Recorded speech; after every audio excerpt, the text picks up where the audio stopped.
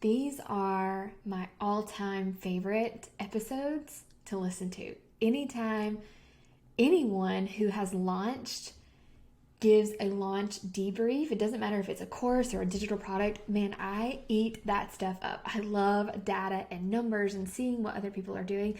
So I knew I wanted that to be a part of my podcast as well. So today I'm going to be doing a deep dive into a launch I did in June of 2023. And I'm going to give you all the data, all the details, so you can really see how my launches work and exactly what happened and what I learned from it.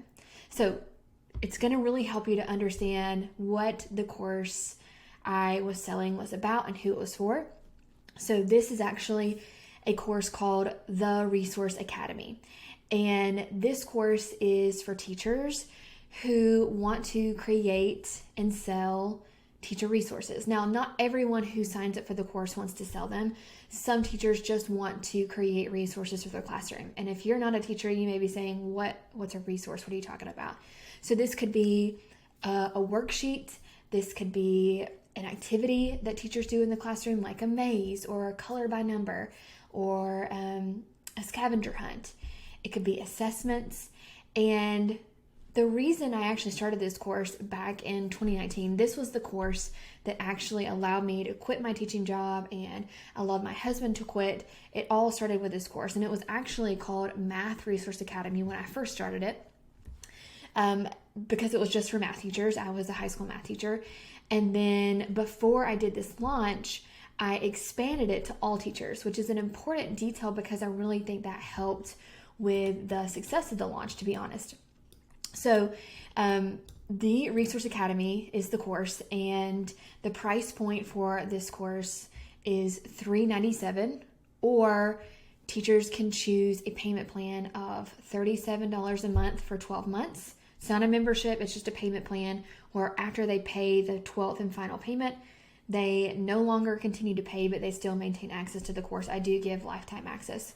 So I'm just going to kind of give a rundown of everything that happened that allowed me to earn around $70K in 7 days. And that is $70K in my bank account, and will allow me, if all payment plans go through, to earn by May of 2024, I had to make sure that math was right, will allow me to have earned $177,148 total from this one launch. And that's if all payment plans go through. I know they won't all go through, but I do have a pretty good rate of payment plans going through with teachers.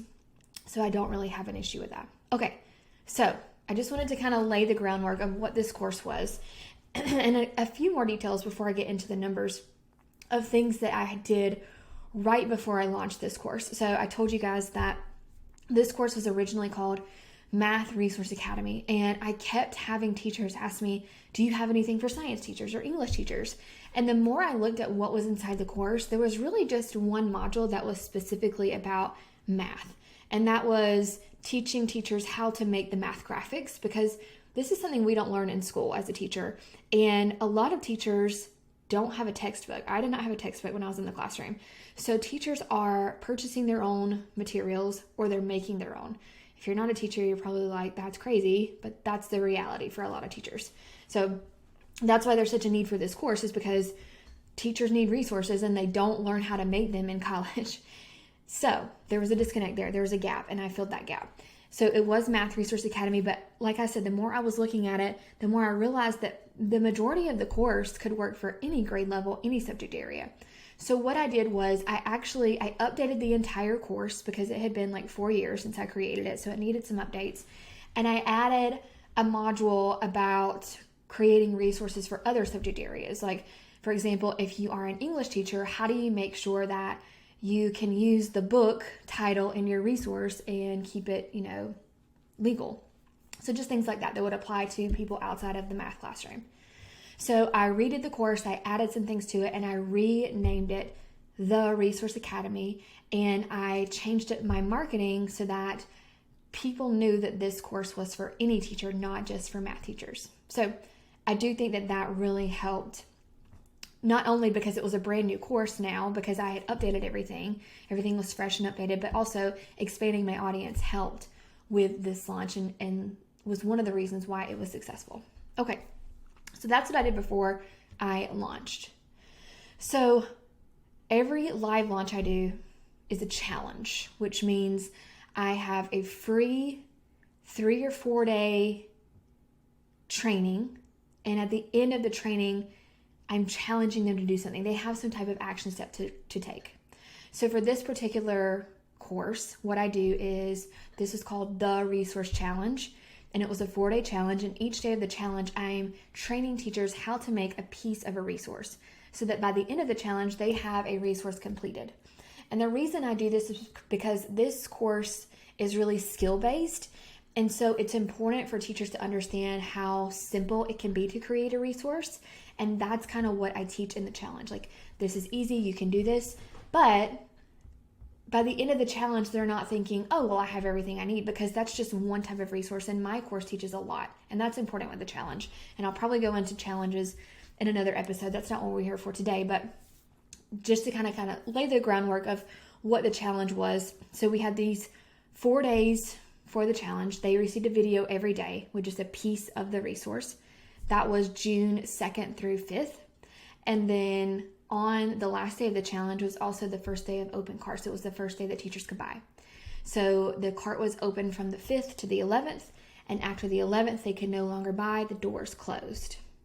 All right, so that's how the challenge and the launch was laid out.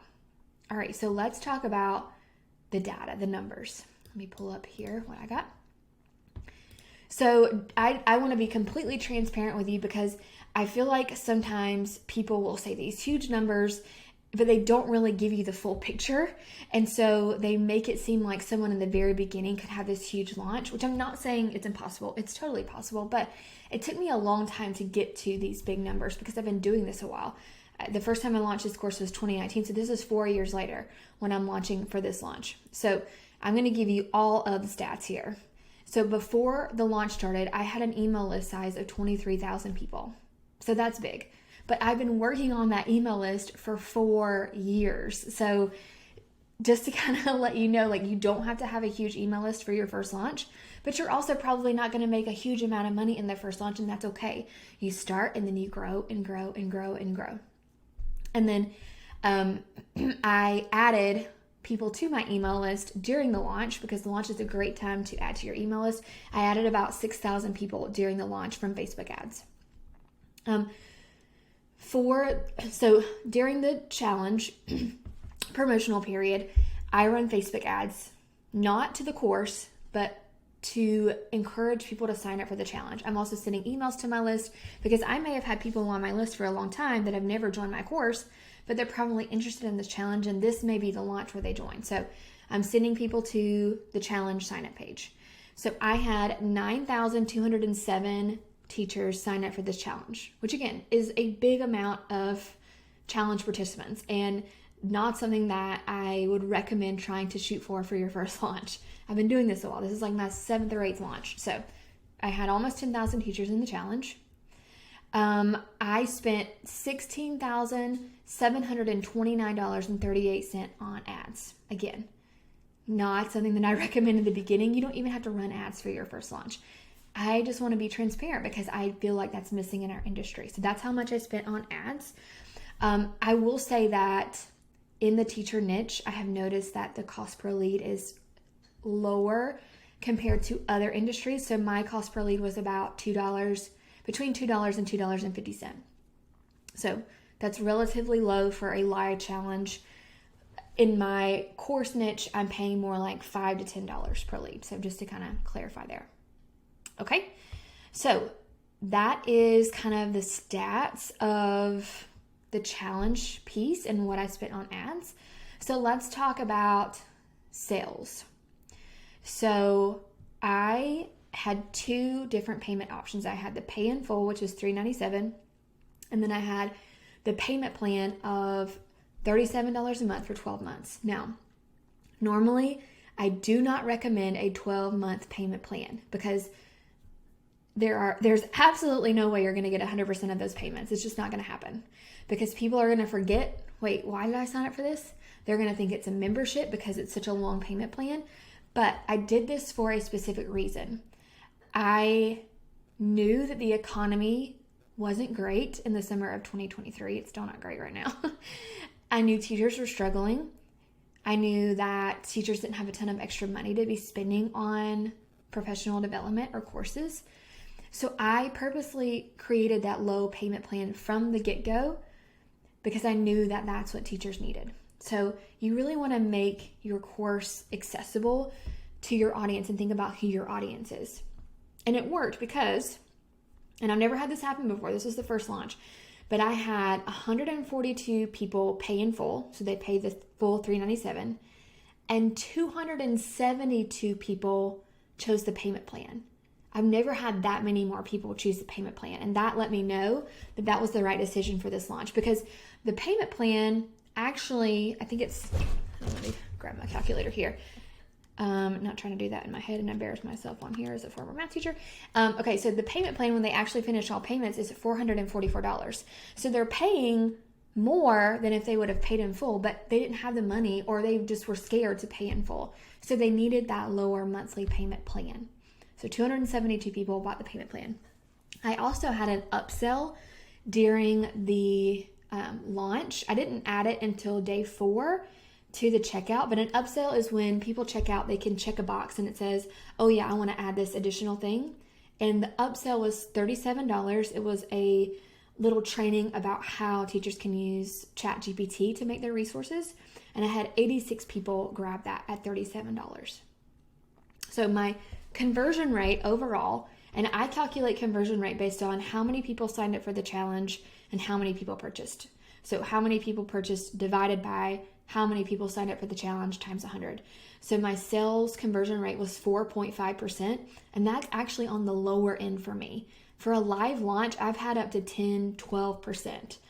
But the economy is different right now.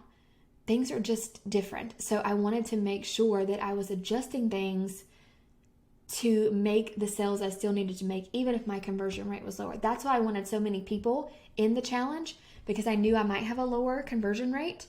But the more eyeballs on my product, my course, the more sales I could potentially make. And I was happy with that conversion rate. I had 8 refunds. That's actually the most amount of refunds I've ever gotten. And when I did a deep dive into the data, I noticed that 5 out of the 8 refunds were people that they had already purchased my course, but they didn't realize it was the same course because I changed the name. So it was Math Resource Academy. They had already purchased that. This is the Resource Academy. And even though I told all my current members, like, don't purchase this, some people don't read emails, it's fine. So of course I refunded them because they already had access to this course. So really it was 3 people who purchased and then didn't want the course, which is not bad. So that means that if all of the payment plans go through, I will end up making $177,148 from that one launch in June. Now, normally having so many people use the payment plan would freak me out a little bit, but honestly, it's been nice to have consistent recurring revenue each month. So each month when everyone's payment plan goes through, I get a pretty big chunk of change, and I know that that's going to happen every single month from when the launch was in June until May, when all the payment plans wrap up, and then I'll be gearing up for my next launch. So it actually turned out pretty cool, even though I didn't get a huge chunk of change like I'm used to in the bank right away. I ended up with $70K, which, listen, I know that's a lot. I know that's a lot of money. I am totally okay with that, but I'm just used to getting more upfront than waiting. But it was cool to have that monthly recurring revenue and know I'm going to get that in my bank account each month. Okay, so that is pretty much all of the data. As far as what I learned from this launch, I definitely think looking at my audience and adjusting to what they need, listening to my audience. So I had people asking me for, training for not just math teachers, but other teachers. So I listened to them, I expanded the course, and I think that's why I had so many more teachers purchase because my audience was bigger. That was really helpful. I think having that low payment plan helped. Some things that I did that I won't be doing again, on Wednesday of open cart on day 3, I added a 1-day bonus, which I've never done before, which means if people purchased that day only, they got this additional bonus, which really increased my sales on that one day. But then I had so many people that didn't read the email that day, or they didn't understand that it was only for that day, and then they got mad at me. So I got a lot of ugly emails. And I know that happens. It's going to happen. It's fine. But I think what I should have done and what I will do next time is if I add like a brand new bonus, I will let everyone else get that bonus too. Like from the day I add it until close cart. I won't just have it for that day only because it just caused too much confusion. And I don't think it really increased my total amount of sales that much. Some other things that I will be doing next time. So I think it's really important to know that I use a Facebook group, a pop-up Facebook group during my challenge, and it's only open during the challenge period. But I've noticed in previous launches that I might have, 8,000 people sign up for the challenge, but only 4,000 are in the Facebook group, so 50%. And I know that when people are in the Facebook group, it encourages them to buy because anytime they open the Facebook app on their phone, they're going to see posts about the challenge, and it reminds them, oh yeah, I need to watch the videos. Oh yeah, this launch is going on. I need to check it out. It just keeps my launch top of mind. So something that I did this time differently is when someone goes to the challenge sign-up page and they put in their name and email, then on the thank you page, it says, wait, you're not done. Join the Facebook group. And it was right there. Normally I have something like, oh yay, you're in, here's what to do next. And then they have to scroll down and it says to join the Facebook group. But this time it was like the first thing. And I had that red stop sign emoji and it was like, wait, stop, you're not done, join the group. And so I had a higher percentage of people in the Facebook group, which I think did contribute to more sales because it was top of mind. Another thing that I did that really worked is when people purchased, they get a confirmation email from me. And in that email, I had a contest where if people shared that they had joined inside the pop-up Facebook group, they could be entered to win a gift card.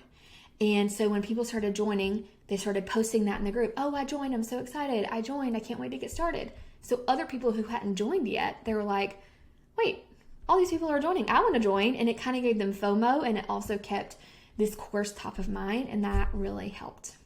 Okay. I think that's everything. Man, this was a lot of numbers and a lot of data, but I hope this is helpful to see how I made $70K in the bank in just 7 days. And I am set up to make over $170K over the next however many months until May 2024. So it was a great launch and I cannot wait to do it again. We will have another episode in the spring as we are gearing up for our summer launch to really go over the details of how we get a launch set up and all of the pieces that go into a live launch. So I can't wait for that episode and I will see you there.